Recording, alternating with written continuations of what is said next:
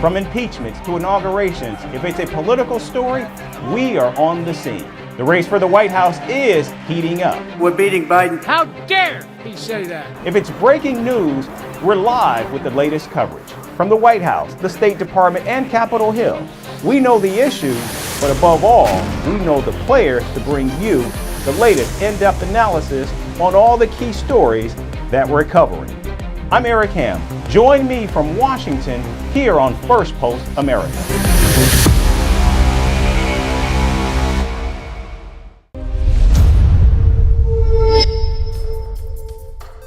Hello and welcome to Firstpost America, your global pit stop for the latest news and headlines from the United States and around the world. I'm Eric Ham, coming to you live from the nation's capital in Washington, D.C.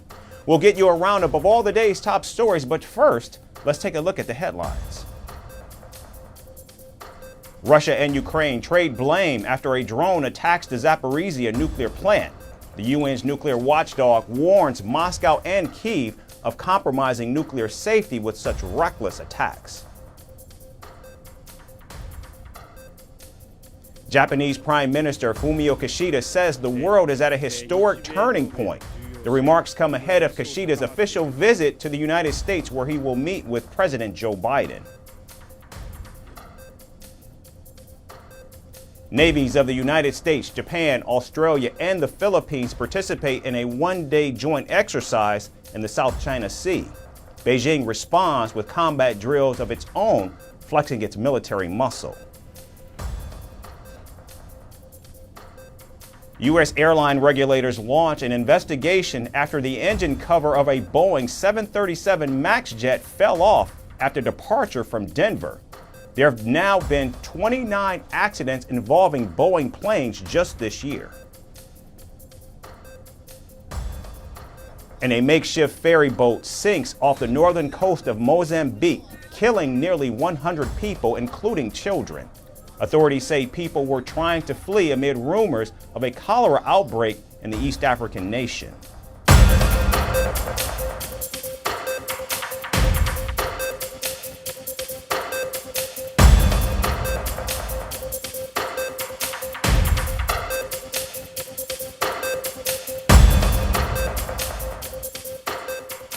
We begin with the war in Europe. Former U.S. President Donald Trump reportedly has a peace plan for Russia and Ukraine. Now, reports say that Donald Trump will pressure Ukraine into giving up some territory to Russia to achieve peace. According to the reports, the former U.S. president wants Kyiv to hand over Crimea and Donbas to Vladimir Putin. And now Russia already controls Crimea after annexing it in 2014. And the Donbas region, comprising of Donetsk and Luhansk, is also currently under Moscow's control. In fact, Russia even held voting in the Donbas region for its presidential elections just last month. Now, Donald Trump has called these reports baseless and fake news. However, one of his advisors did not completely deny these reports and said that Donald Trump was the only one thinking about preventing deaths in the ongoing war. Now, this is not the first time reports have emerged of Donald Trump wanting to orchestrate a truce in Ukraine. In fact, the former president has repeatedly said that he could actually stop the war within 24 hours if, in fact, he was the president of the United States. Now, if, in fact, the reports are true, then Donald Trump's approach towards Ukraine is in stark contrast to the stance Washington has taken under President Joe Biden. The Biden administration is trying to end the political deadlock in Congress to release $60 billion worth of military aid for Kyiv. Additionally, Secretary of State Antony Blinken has supported Ukraine's inclusion into NATO just last week. As Ukrainian President Volodymyr Zelensky awaits aid, he says that internal politics in the United States is hurting Kyiv's war efforts. About the American aid, it's of critical importance to us. I still believe that we can get a positive vote in the United States Congress. Unfortunately, we are hostages of the situation. The issue of Ukraine, the issue of Russia's war against Ukraine, has become a question of internal politics in the United States. Meanwhile, President Putin continues to launch waves of attacks on Ukrainian cities. And Zelensky says that without more weapons, defending against the Russian onslaught will become practically impossible. The current intensity of Russian airstrikes is quite high. As of today, we have a reserve of air defense missiles, but I believe we need to think about tomorrow. The intensity could stay the same, and then we wouldn't have enough. If they keep hitting us every day, the way they have hit for the last month, we might run out of missiles. Now, experts believe that Donald Trump's proposal of Ukraine ceding territory to Russia would only embolden Putin and would encourage him to go after more land, but not just in Ukraine, also in Europe. Now, Donald Trump has repeatedly complimented Putin and expressed admiration for his authoritarian rule. And Russia has already said that it will annex land beyond Ukraine's Donbas region. Now, if these reports of Donald Trump's peace proposal in Ukraine are in fact true, then it will play directly into Putin's hands. And now, shifting focus to the war in the Middle East, Israel says that it is ready to handle any scenarios that may unfold against Iran. This comes after Tehran threatened to strike an Israeli embassy in retaliation for the Israeli airstrike on Iran's diplomatic compound in Syria just last week. Meanwhile, Israel has evacuated its diplomatic staff from at least 28 embassies following the Iranian threat. Israel continues to increase its readiness for war against Iran and all of its proxies. In fact, last night, the Israeli military killed an elite Hezbollah commander after carrying out airstrikes on the group's training camp in Lebanon. Now, Iran-backed Hezbollah, too, has threatened retaliatory strikes of a magnitude that it claims Israel has never seen before. We haven't yet got out the main weapon. We haven't yet used the main forces. For your knowledge, we haven't yet reserved the forces. The issue of the Iranian consulate is a turning point in the events that occurred from October 7th till today. Be certain, be sure, that the Iranian response to the targeting of the consulate in Damascus is definitely coming against Israel. Israel says it will take on the threat from Iran and all of its proxies with support from the United States. The IDF knows how to deal with Iran, offensively and defensively. We are prepared for this. We have good defensive systems and we know how to act forcefully against Iran in both near and distant places. We are operating in cooperation with the United States and strategic partners in the region. Meanwhile, Tehran has urged the United States not to get involved. As Washington tries to cool tensions in the region, Iran has reportedly offered not to strike Israel if an immediate ceasefire is achieved in Gaza. This comes as Israel redirects its troops in Gaza towards the city of Rafah. Rafah is in the southernmost city in Gaza and currently houses over 1.5 million Palestinian refugees. And Israel believes that a final push into Rafah will lead to the ultimate collapse of Hamas. The forces are exiting and preparing for their next missions. We saw examples of such missions in the Shifa operation and also of their upcoming missions in the Rafah area. Now, Israel is currently attending truce talks in Cairo mediated by Qatar and the United States. However, domestic pressure is growing on Prime Minister Benjamin Netanyahu to secure the release of the remaining hostages. Thousands of protesters marched across Israel, urging the government to negotiate a peace deal to bring back 133 Israelis still being held captive by Hamas. Right now, it's 184 days in captivity. It can be. The world should condemn it. The world should stand and to be with Israel against Hamas and to do anything that they can do to help us. And for our government, we demand them to do things as soon as possible and not to waste time. Meanwhile, Hamas says that no deal has been achieved with Israel at the talks in Cairo, and the war in Gaza is far from over. And the international community is worried that the escalating tensions between Israel and Iran will lead to another conflict in a region already rife with conflict. And moving to Latin America, where Mexico and Ecuador are engaged in a massive diplomatic war. The two countries locked horns after Ecuador's security forces stormed the Mexican embassy in the capital city of Quito on Friday to arrest former Ecuadorian Vice President Jorge Glass. The special forces, equipped with a battering ram, surrounded the Mexican embassy in Quito, and at least one agent scaled the walls. Now a raid on the diplomatic premises is unheard of, and as they are considered inviolable sovereign territory. On Saturday, the embassy remained surrounded by police, and the Mexican flag had been taken down. To be clear, under international law, invading an embassy is tantamount to invading another country. The Vienna Convention states that a country cannot intrude upon an embassy or its territory. Now, Mexico has severed ties with Ecuador after the incident and also pulled out all diplomatic personnel from Ecuador. Mexico is also taking Ecuador to the International Court of Justice. It was something unheard of. Something like this had not happened in the history of Mexico or in the recent history of Latin America.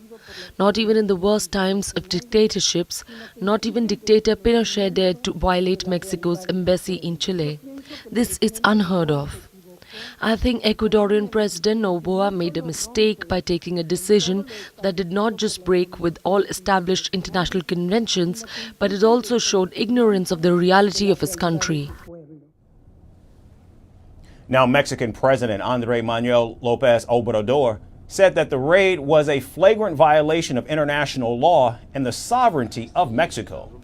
The raid comes hours after Mexico granted political asylum to former Ecuadorian Vice President Jorge Glass, who had been sheltering at the Mexican embassy in Quito since December. Ecuador had issued an arrest warrant against him for alleged corruption. Quito said that the granting of political asylum to Glass was an illicit act. Now, President Daniel Noboa's government accused Mexico of meddling in Quito's internal affairs. It said the raid was justified because there was a real risk that Glass would escape justice. By receiving Mr. Glass, the Mexican embassy prevented him from reporting to the judicial authorities on a weekly basis. In doing so, they interfered with Ecuador's democratic institutions in clear violation of the fundamental principle of non-interference in the internal affairs of other countries. On February 29, 2024, the Ministry of Foreign Affairs asked the Mexican embassy, on the basis of Article 22 of the Vienna Convention on Diplomatic Relations, for authorization from the Mexican ambassador so that the police could comply with the arrest warrant issued by the National Court. It was refused. Now, Mexico is no stranger to sheltering wanted fugitives. In fact, in the last century, Mexico has opened its doors to revolutionaries, Spanish exiles, and persecuted Latin American leaders. Russian revolutionary Leon Trotsky, who was expelled from the Soviet Union by Joseph Stalin, sought refuge in Mexico. Fidel Castro used Mexico as a base to plan his revolution in Cuba. Ernesto Che Guevara also took refuge in Mexico. But this Mexican tradition was dealt an unprecedented blow by a raid on its embassy in Ecuador. And Ecuador has drawn searing rebukes from Latin American nations like Argentina, Bolivia, Brazil, Chile, Colombia, Peru, and Venezuela. Nicaragua has gone even further, cutting all ties with Ecuador. And the United Nations has also criticized the raid in Quito. The United States has urged Mexico and Ecuador to resolve their differences in accordance with international norms. And the European Union has also condemned the violation of the Mexican embassy. But experts say Ecuador's President Noboa has strengthened himself on the domestic political stage with this raid. President Noboa has portrayed the action as a part of his fight against runaway graft. His government has shown former Vice President Glass as a symbol of corruption in Ecuador. Later this month, Noboa's government is also holding a referendum on whether to take tougher measures against crime. Now, the tension started last Wednesday when the Mexican president drew a comparison between the 2023 election violence in Ecuador, in which a candidate was murdered, and crime in Mexico ahead of its June election. The Mexican leader alleged that violence and manipulation caused the rise of President Noboa in Ecuador. And Ecuador had slammed Mexico's remarks, calling them offensive. Rising tensions between Ecuador and Mexico could lead to the risk of instability in the entire region. And now to the latest in the United States and the race for the White House. Both President Joe Biden and Donald Trump are in a money race to raise copious amounts of cash for their November rematch. It's expected to be the most expensive electoral cycle in U.S. history. Now, days after President Biden's star-studded fundraiser in New York City with former presidents Barack Obama and Bill Clinton, Donald Trump held one in Florida with big businessmen and hedge fund managers. The former president's team says it raised over $50 million at the event. Now, if true, it would be the most money raised from a single political fundraiser in the history of the United States, eclipsing Joe Biden's money haul just last week. And Donald Trump certainly needs the money to replenish his diminishing coffers, especially amid his legal battles. But will more campaign money translate into electoral success? Our next report seeks to answer that question. With the political race picking up pace, both President Joe Biden and his rival Donald Trump's campaigns are raising gobs of cash. Because Joe Biden is a threat to democracy. He's the threat to democracy. Kyiv stands strong. This year, raising big money could be as important as ever. The November 5th presidential election is expected to be the most expensive electoral cycle in US history. So it's a high-stakes battle for big money between Biden and Trump. They have been pushing to outraise each other for months, boasting about each new significant cash infusion. Trump was seen doing the same thing over the weekend. The Republican former president's campaign says it took more than $50 million at a single fundraising event in Florida. And people are just wanting change. The rich people want it, poor people want it, everybody wants change. Our country is really doing poorly. We're a laughing stock all over the world, and we're going to get that change very quickly. And this has been some incredible evening before it even starts, because people, they wanted to contribute to a cause of making America great again, and that's what's happened. We're going to make America great again. Everyone knows it. The election's going to be in now a little more than 6 months, and it's going to be the most important, I believe, election we've ever had. I think it's going to go down as the most important date in the history of our country. That's November 5th, will be the most important date in the history of our country. And thank you very much. Thank you very much for being here.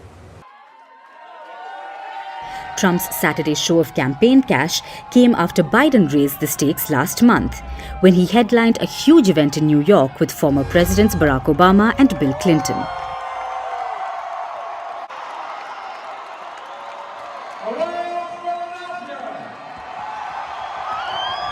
The fundraiser reportedly added at least $26 million to the Biden campaign's stash. But 77-year-old Trump's campaign said he doubled that figure at a fundraiser on Saturday,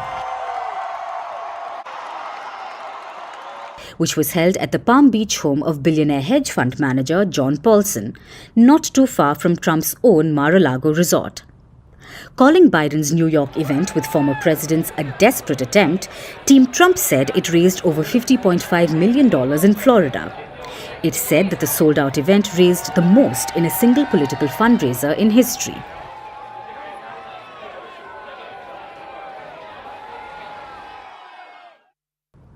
The Palm Beach guest list also included businessman Robert Bigelow, who made a fortune in the hotel industry before launching an aerospace research company, and John Katzimatidis, owner of a major grocery store chain.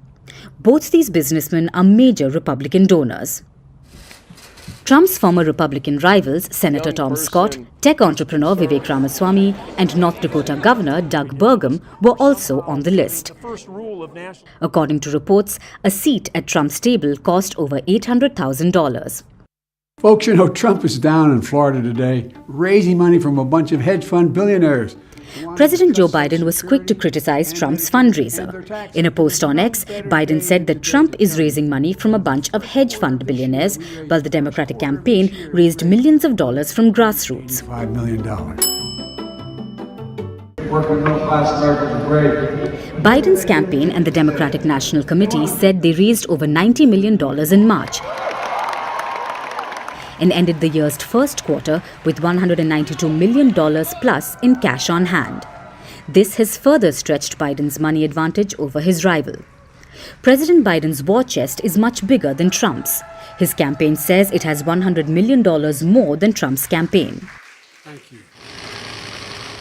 So what exactly do these candidates use such astronomical sums for? The money raised is used to finance the candidates' travel, pay their aides, commission opinion polls, and the costliest of all, buy television ads. President Biden would also need oodles of cash to blanket the battleground states, where a few thousand votes could mean the difference between victory or defeat. Last month, Trump's campaign said it would be unable to match Biden's fundraising totals this year. However, more money is not always an indication of success. In 2016, Trump beat Hillary Clinton after she raised around $770 million, which was far more than the $433 million that he raised. But this year, there's also a major additional cost for Donald Trump, his ballooning legal fees. It stems from 4 separate criminal indictments and multiple civil court cases against him. Records show his political operation has shelled out at least $80 million to cover court costs over the past 2 years. The race to the White House is heating up. In this rematch, while Joe Biden is showing himself off as a fundraising juggernaut, Donald Trump is pushing hard to replenish his diminished coffers.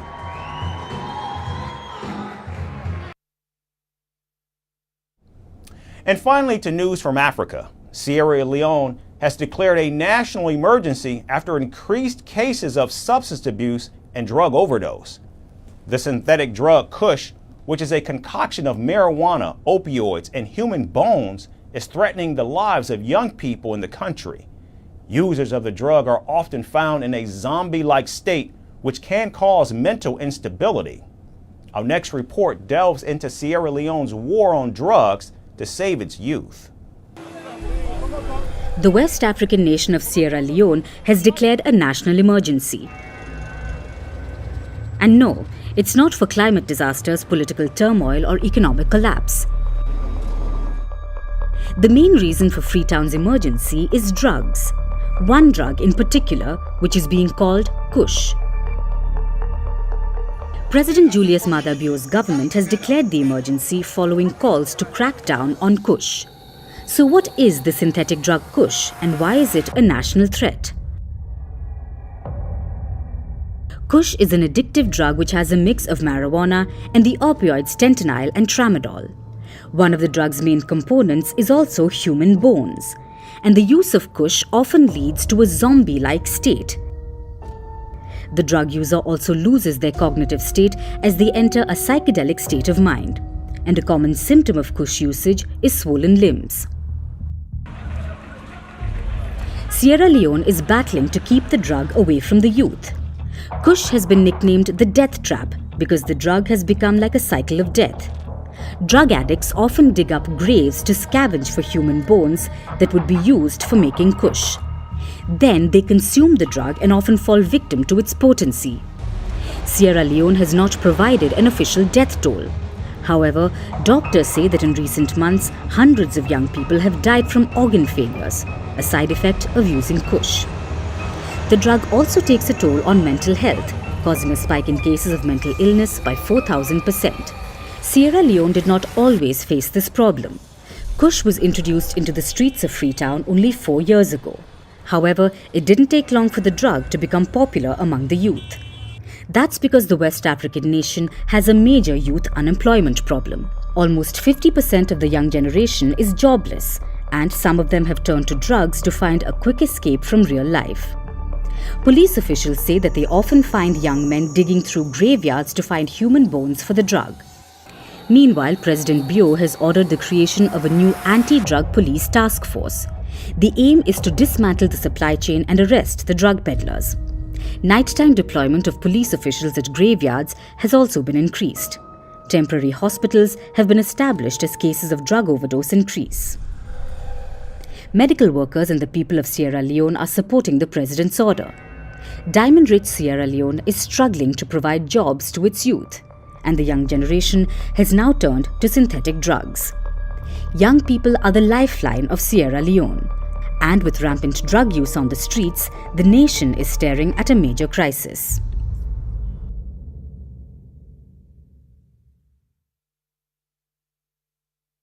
That's our show for today. We certainly thank you for tuning in. We hope to see you right back here again tomorrow. Thanks again for watching.